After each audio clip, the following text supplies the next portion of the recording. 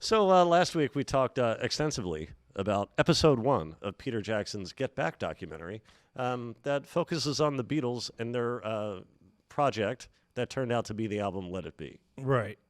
And we both talked about how we had such high expectations going into part 1, and I know in my case, it exceeded my expectations. Absolutely. It was that good and that enjoyable, that informative. I just loved it so much. I cannot say the same thing about part 2, unfortunately. I felt like it dragged a little bit, and I now see why The Hobbit was stretched out into a trilogy when it was only one book. Peter Jackson made that trilogy as well. But I did, and we'll talk about part 2, but I just want to preface all that by saying I did start watching part 3, and I believe that will be every bit as good, if not better, than part 1. But I was not able to finish watching it, so we'll have to talk about that next week. Right. Well, I have seen part 3, and I will concur with your prediction. It definitely is just as immersive as the rest of it, but everything's coming to a head. Yeah. And what you see is far fuller than what we've ever known or seen before regarding their final performance. Yeah. As a live band. It's heading towards a conclusion that we all know about. But all the mechanics of it and how they ended up in that situation and what it actually looked like on that day. That's another thing. In the original, all the footage we've ever seen has been very claustrophobic. But this opens it up. You see basically the entire neighborhood. And we're going to talk about this next week. Right now, we're stuck talking to you about episode 2. Now, I don't think it was as, I don't think it dragged as much as you remember it. Okay. Because I was able to watch some of it again this morning. And, well, let's just bring people up to speed onto where this episode begins. Okay. So it ended, the end of the first episode, George had left. Right. He said he didn't want to be, I don't know if he said he didn't want to be part of the Beatles anymore, but he pretty much said that when he said, I'll see you in the clubs. Yeah. Well, I think he also said, I'm leaving the band. I'm leaving the Beatles. Okay, maybe he did say said that. the Beatles. Yeah. Something to that effect. But he did indicate that he was finished. Yeah. And they said, well, if he's not back by Tuesday, we'll get Clapton. Right. But then I guess part 2, they're kind of strategizing how to get him back. Yeah. In the beginning. What they did on Sunday, that was on Friday when George left. On Sunday, they met with him and were unsuccessful in talking him back into the group. Yeah, he basically told him to leave his house. Right. And then the next day, Ringo's the only one who shows up at the studio. On time, yes. On time. And there's some doubt as to whether any of the other remaining Beatles are going to appear. So they make a round of phone calls, and Paul and Linda show up next. And they're talking about everything that's going on. And somebody, I think one of the directors of the original film, mentions the whole situation with Yoko being in the studio. Right. And I think this is one of the key parts to the whole documentary. Yes. Because Paul speaks kind of at length here about John and about Yoko and their relationship. And I copied down some quotes because I want to get this right. I think this is historically important. Yes. For the people who haven't seen it and may not know that Paul said these things. Paul says they're trying to be as near together as they can. They want to stay together, those two. So it's all right. Let the young loves stay together. But it's not that bad, you know. So then Paul is asked if he and John wrote more together before Yoko appeared. Paul says yes, but explains, and I'm paraphrasing here, Chris, right, that's mainly because at that time they lived together and they traveled together in those days, and so their lives were more conducive to collaboration. Yeah, like they were in hotels together for most of their early and mid-20s. So right, and when you're that young and you're trying to take over the world, you all have a similar goal. You're in the same boat. You're fighting the same battles. But when you succeed, when all your needs are met, all your satisfaction is met, you reach those goals, then you have a lot of money and you have more freedom to pursue your outside interests. Yeah, like getting engaged to a woman. Right. Right. And if you're in a band like the Beatles, which in their case, with the exception of Ringo, they'd all been in the Beatles since they were teenagers. Right. So then you make that kind of money. You start to realize that, hey, maybe I'm interested in doing this with my life, not necessarily being a Beatle or pursuing outside interests. Right, like getting engaged to someone. Right. Right. We're not going to do the Beatles thing first? Yes. No, we can talk about this and just get it out of the way. It's up to you. But yes. So were you done with the Paul quotes, or were there? No, there's more Paul quotes. But Yeah. if you'd rather talk about the other thing, It's your show, Steve. it was an odd thing to bring up in the middle of the Beatles discussion. It seemed apropos, given what we were talking about. All right. More on that later, I guess. So Paul goes on to say, she's great. She really is all right. They just want to be near each other. Yeah, referring to Yoko. Referring to Yoko and John. Not anyone that we know.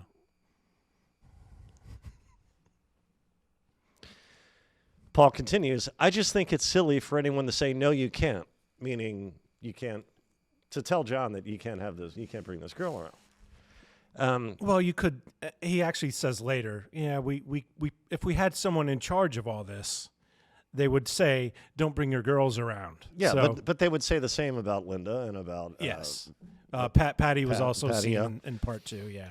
George is, I don't know what she was at that point. Yeah. I believe they had just gotten engaged. Oh, okay.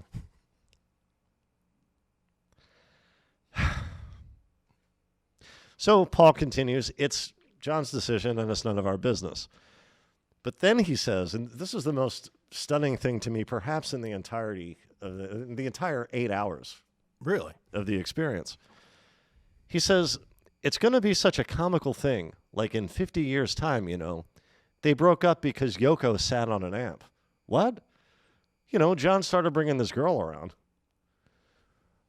As though, wouldn't it be funny if people thought Yoko broke up the Beatles? Yeah. If we could convince the world that that's what happened. And, of course, that's exactly what ends up happening. Yeah. But then Paul adds, and then there were two. And you can see his eyes are starting to tear up. Yeah. Because he and Ringo are the only two Beatles in the studio. There are 50 people in the studio, but there are only two Beatles. Yeah. And Ringo looks miserable. Paul looks like he's about to cry. Yeah, but Ringo also looks teary. Yeah. In my opinion. So then Brighton Beach. Now, the original idea for the Get Back project was for the Beatles to write, rehearse in a fortnight an album's worth of new material, new to the audience. Which sounds insane. Yeah, but they're the Beatles. Why they thought they could do this is insane. If anybody could have pulled that off, it was the Beatles. Right. So the culmination is meant to be a television special where they perform in front of a live studio audience. Not necessarily a studio, though, because they're considering, the director is really, really, really pushing Libya as a location. Yeah. So after the whole Yoko discussion, Brighton Beach is mentioned as a possible venue for the concert and TV special. And Linda says she likes the idea of Brighton Beach as a location. And then Paul jokingly says, just stay out of this, Yoko. Yeah. Yeah, I really like that part. You realize, Chris, and I only thought of this today as I was rewatching parts of this, that may have been the first time in history that the term Yoko was applied to mean meddling gal pal. Yeah, I had the exact same thought. And we saw it. We saw it happen. Isn't that fantastic? It was a historic moment. But, of course, he's also making fun of how those around the band are making Yoko out to be this, divisive force. Yeah. So there's that element, too. Paul didn't entirely mean it the way the rest of us have used it over the past half century plus. So then John phones the studio. And Paul has a word with him. John agrees to come in. Oh, and when they told him that John was on the phone, Paul's mood changed entirely. Like, you could see, like, he was just waiting for, like, God, I hope he calls. That's really, his mood changed entirely at that point. So it was kind of like a relationship. Yeah. Like a romantic relationship. Yeah. Not literally, but had the same qualities as far as needing the other person around. Right. So, yeah, John agrees to come in, and the two meet for lunch in the studio canteen. Their conversation is secretly recorded through a bugged flower pot. Yeah. So, do you remember what they talked about? I do. It really, because the whole thrust of Paul's conversation was that maybe Yoko was an issue, and that's what was causing George to make the decision he had made. But John brings it right back to what we'd been led to believe at the end of part one, which is that, no, he's really actually frustrated with Paul. Yeah, which is what we actually saw unravel. Yeah, and we talked a lot about that last week, was Paul had tried to become the leader of the band because Brian Epstein, their manager, had died, and there was no one taking that role. And Paul just wanted to keep the Beatles going. It was a default position. Yeah, he fell into the leadership role, and their conversation was really about, like, you know, we need a leader, but none of us want any one of the other ones to be the leader. You know, so where do we go from here? And, you know, George doesn't like to be. George had grown to a stage where he didn't like other people telling him what to do. You know, we've all gotten there at some point in our life. So, you know, it was a very understanding conversation that they had. You know, I don't know. What do you have on that? No, I just have what resulted. But yeah, during that secretly recorded conversation, we learned that John also feels the same way about Paul. Right. Being too much of a leader or questioning anyone's criticism of him as far as what he wants people to play and how he wants things to sound. He says, sometimes you're right, but sometimes you're wrong, like we all are. Yeah. But there's no telling you, he basically says. Yeah, I guess Paul, he wanted the songs done his way, and I guess John and George felt like they were more accommodating with their own compositions in how much they would change them or vary from their original vision or whatever, whereas they felt Paul was uncompromising in what he wanted out of his own songs. Right. So I guess the whole thing was, and John says, you know, sometimes I'm that way too, but you're that way all the even time. more so. Yeah. And George is basically tired of that, is the point John's trying to make. Yeah. And that's the entirety of the issue that's going on right now. It's nothing that can't be fixed. Let's get him to come back in. So that's what they do. They decide to contact George, and it turns out that he's left that London to go home to Liverpool. He'll return in 2 days' time. So the rest decide to rehearse the songs they've been working on, but mainly Don't Let Me Down. Yeah. No, I'm kidding. They go into Get Back. It really seems like Don't Let Me Down was the only song they rehearsed in the whole movie. Now, it's the following day. Now, when discussing part one, we noted how many Abbey Road and solo songs were already knocking about during these sessions. Well, someone asked Paul if he writes songs on piano or guitar. Do you remember this part? I do not. And Paul says, oh, it's whatever I'm near, really. So they just come to you? Yes, I had one this morning. He's sitting on the piano. Right. And he starts to play a basic version of Backseat of My Car, which he wouldn't record for another 2 years. No, I do not remember this. That had come to him that morning, and this is the beginning of the session that day. So he was already, I mean, it wasn't complete, but... Oh, Backseat of My Car, yes. From Ram? Yeah. So Wednesday, they meet with George, and all parties agree to change the direction of the Get Back project. There will be no TV special. The recording will resume at the new Apple Studios built by Magic Alex. Yes, we haven't really delved much into the Magic Alex saga. Now, shall I tell the folks a little more about this guy? Please. Than perhaps they saw in this film if they have watched it? Yeah. Okay, here's a little about this cat. He was a TV repairman who came from Greece. And what he did was he invented a box with light bulbs in it. And by that I mean he plugged some colored light bulbs into a box. And the thing was completely useless, but it impressed John Lennon, who met Alex, I believe, at the same gallery where John met Yoko. Right. So John was so impressed, Alex was brought into the Beatles fold. You forgot to mention the name of the box. It was called the Nothing Box. Oh yeah. Yeah, well, it was in the title. So I guess John appreciated a good scam or a good joke, and he decided, yeah, let's give this guy a title. So with that title, and I believe it was head of Apple Electronics, something to that effect. I have to be careful. I mean, he is dead, but he did sue during his lifetime about people getting any aspect of his career incorrect. My opinion is it's because they got it right, because there are so many sources on all these things I'm about to say, Chris. Yeah. I think you're on safe ground. Well, all this guy did was promise technological developments that never surfaced. And I have a short list here, Chris, if you're interested. I am. Okay. Wallpaper speakers. Then, you'd put wallpaper on your walls and sound would come through them. Yes. I think we already have that. We just heard a train go by. Yeah. Well, they're actually still working on similar things to this day. Well, but haven't quite achieved them yet. This guy promised them, well, all he needed was, a certain amount of money from John Lennon, and he'd be able to. Okay.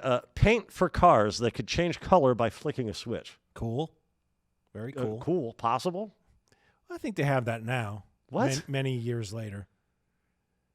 Well, you remember those T-shirts back when we were in high school? Oh, yeah. They would change color if they got wet based on your body temperature. Oh, body temperature. Yeah. So he was on the right track with that. Let me read that to you again, Chris. Paint for cars. Paint that could change color by flicking a switch. Yeah. I don't know. How about this? I think Elon Musk might be working on that one. I don't know.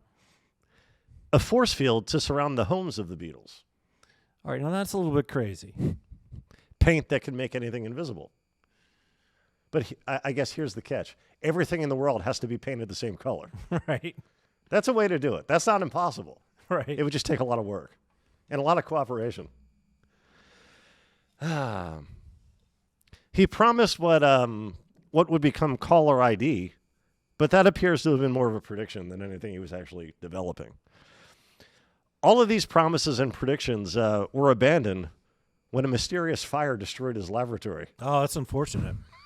Now, did you mention the was it a combined bass and rhythm guitar with a revolving neck that he gave a prototype to John? We actually see that in the film. Right.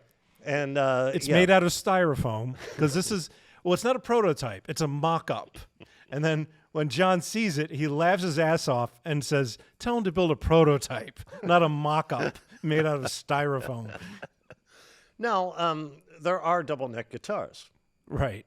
That's not what this was. No, it was revolving neck guitar. Yeah, strings on one side and strings on the other. Both sides of the neck had strings going up and down them. It'd probably be very difficult to play without accidentally playing the other side, unless there was a pickup you could turn down. I can't imagine anyone in the world being able to play this instrument.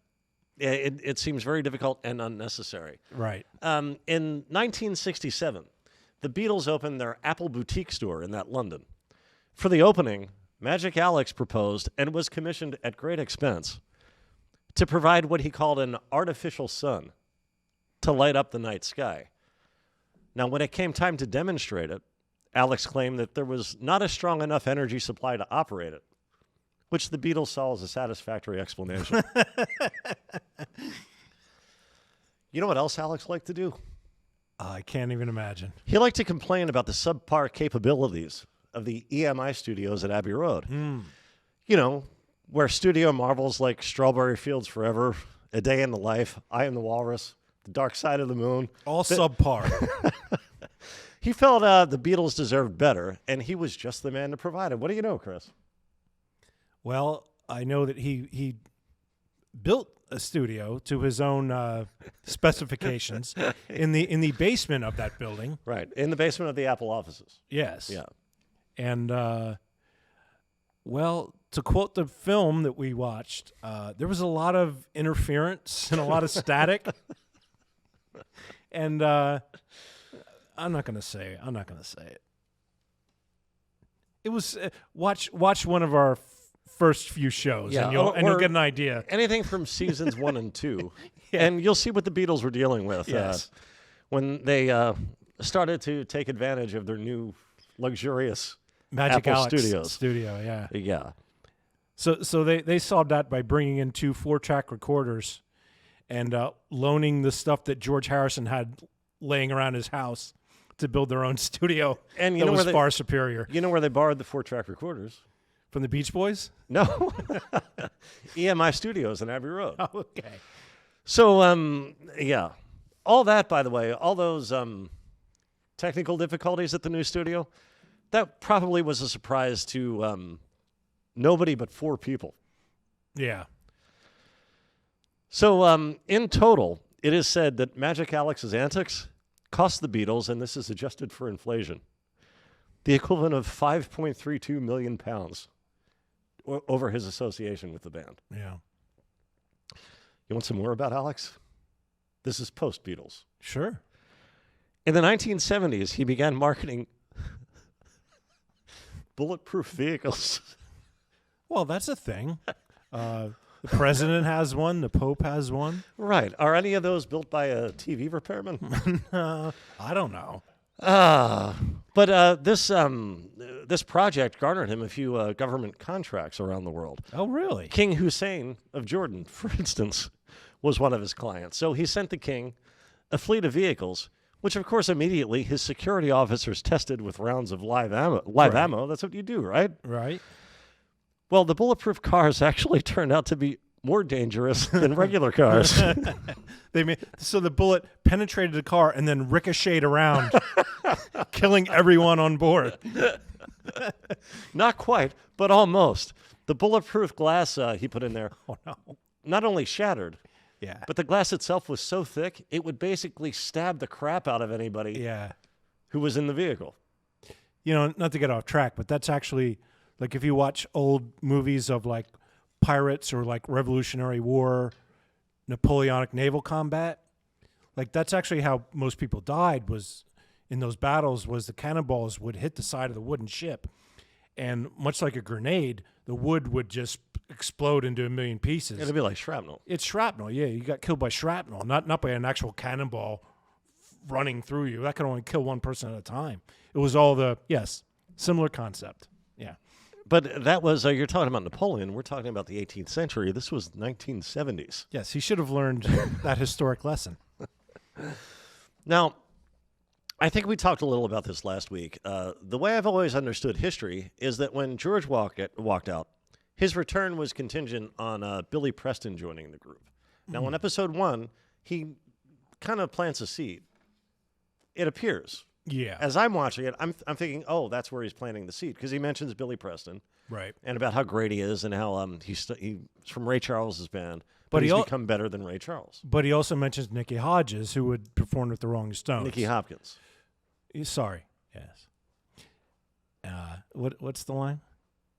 And now your host for the evening, the Rolling Stones. Yes, there it is.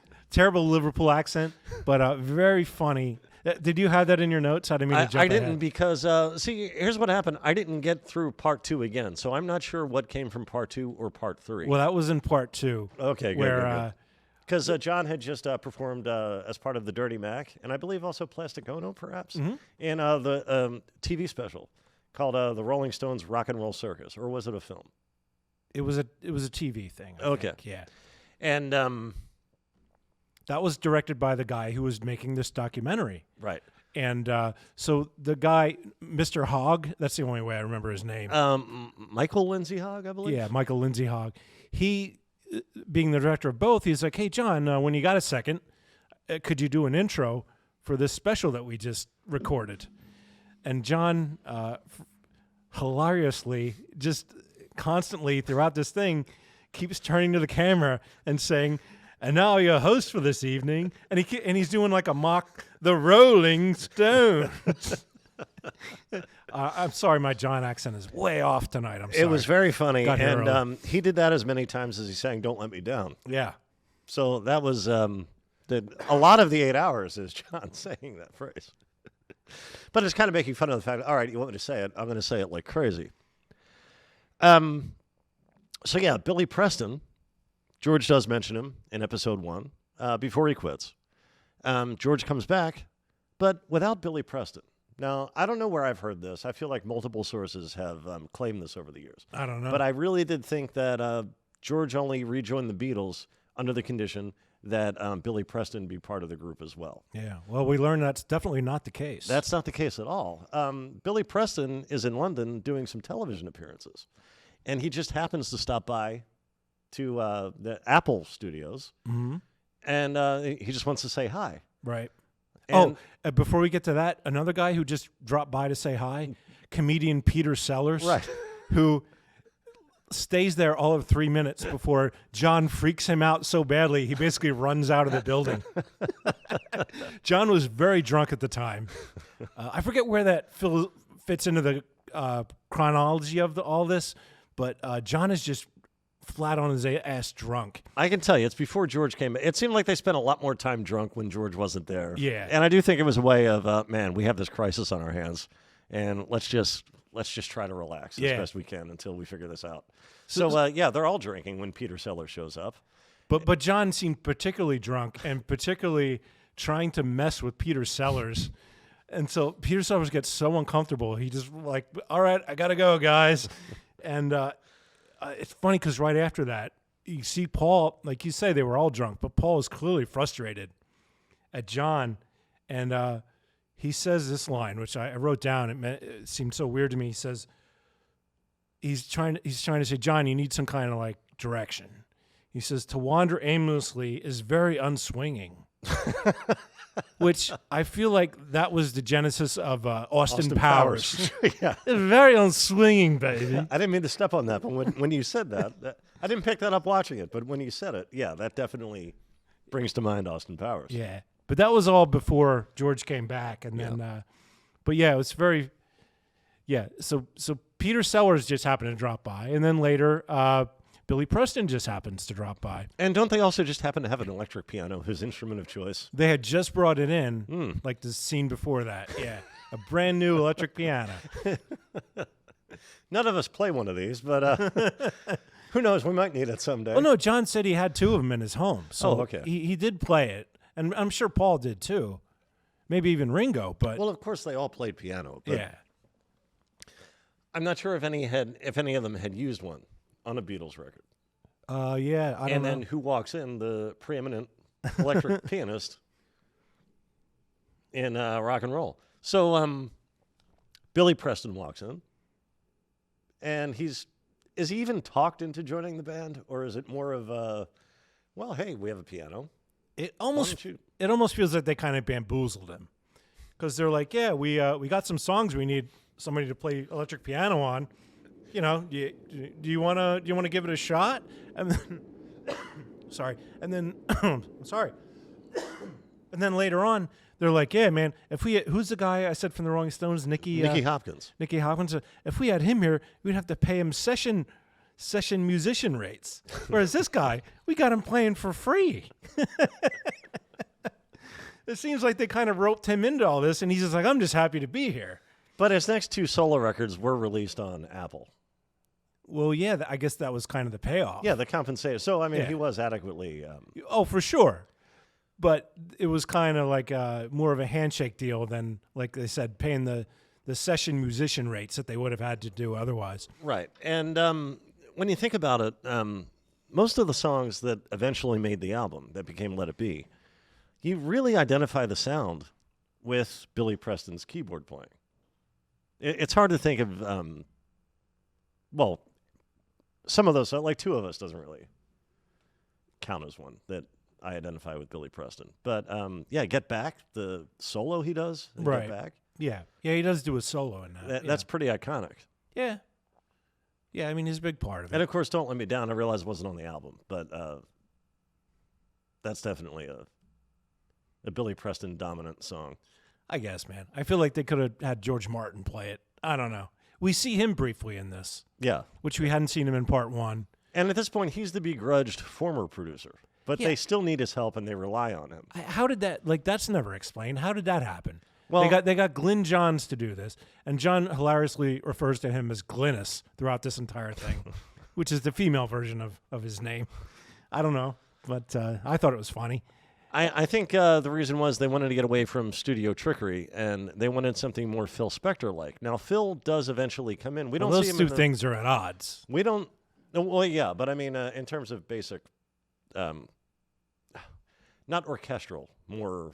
Okay. But then again, but what does Phil end up doing? He puts strings all over the record. Well, their original intention with this project was to just do the whole thing live. Like, they wouldn't have pre-recorded any of these songs. So in that sense, I guess it makes sense that they would go with a different producer than George Martin. Right. But yeah, we do see him here. And man, it's so weird because they're talking about, oh, we need direction, we need a leader. Like, you know, here's this guy. And he looks. You're talking about George Martin. George Martin. Yeah. And he looks like a guy who walked out of the late 1920s, early 1930s. He's got the slick back hair that, you associate with that time period. He's wearing a suit when no one else is. Like, it just seems like, man, why didn't they just get him to be more involved in what they were doing? Well, maybe they didn't consider him a business person. And they needed a business person who had leadership skills. And they do introduce, this is where I started falling asleep, but they do introduce, only because it was late, not because it was boring, but they do introduce Alan Klein. Alan Klein, yeah. Will we see more of him in part 3? He's mentioned. We don't actually see him. Well, I guess that story isn't within the context. That was later in 1969 when they fell apart. Right. And there's no epilogue, we should say. Yeah. There's no epilogue. I don't think that's giving anything away. Okay. Yeah, Billy Preston comes in, knocks out of the park, and I believe it's John. See, I have this in my handwritten notes. I believe it's John who first says, I'd like him to be in the band. I'd like a fifth Beatle. Yeah. So John turns out, not George, to be the one to put that out there. Yeah. And I think John is also the first person to use the phrase fifth Beatle in reference to Billy Preston. And we see that historic event occur. No, I can guarantee you that's not the case because I read a very lengthy Beatles monograph about a decade ago, and there were all kinds of people claiming to be the fifth Beatle. Everyone from Neil Aspinall to a random reporter who would hang out with them for a few weeks. Larry Kane? Yeah, there was a lot of people who would make that claim. Right, so. Making that claim. But I'm talking specifically about Billy Preston being referred to that way. Oh, well, yeah, I'm sure. Yeah. Yeah, and probably the most legitimate claim outside of Pete Best or Stu Sutcliffe. Right, who were actually fifth and sixth members of the team. So I don't remember. I could be leaving a lot out. From what I remember, Billy Preston comes in and basically becomes a natural Beatle. I didn't get to rewatch the rest of part 2. Do you remember anything I may be forgetting? It ends with, and we should say how it ends because last week ended on a cliffhanger, which we've resolved, tonight as we talk about it. But this week, part 2 ends on a cliffhanger of Paul is sitting there kind of strumming his guitar, very unsatisfied with, we said this was kind of his project that he had tried to force through, this whole, let's put together enough songs in 2 weeks to have a live concert at the end. He's very unsatisfied with where they've ended up, which is just, we're just going to eventually record these songs in the studio in their final form.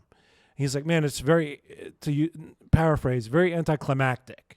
Yeah, also very, may I add, run-of-the-mill for a band who, for their past couple of albums, had really changed the game with each release. Right. As to what a rock band could do and how you could play with the form and also play with the studio. Yes.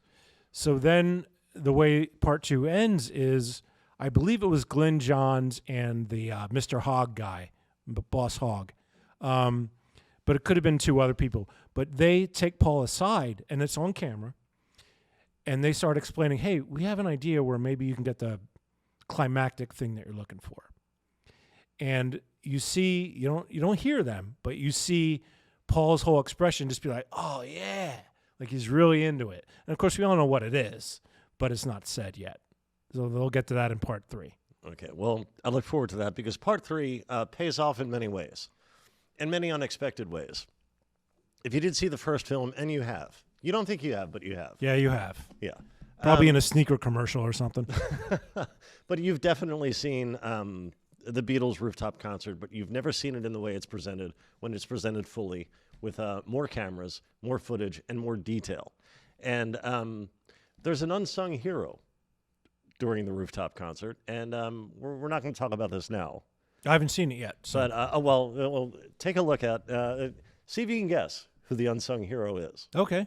During the rooftop concert. Well, I hope it's Linda's daughter, because in the very beginning of part 3, which I did see, she was just delightful. Well, I think she was wonderful. I think you're going to have a lot to say about Linda's daughter next week. Week. All right. Well, I'll watch the rest, and I guess that's the end of our Beatles. I'm definitely going to have a lot to say about Linda's daughter next week. Okay.